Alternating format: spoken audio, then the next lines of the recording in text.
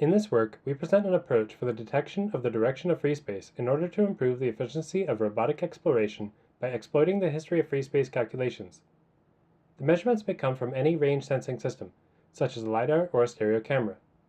The method utilizes a sliding window history of the robot's pose estimates and the depth measurements to find areas of sparse sensor returns near the end of the robot's perception, and thus determines the direction to these areas.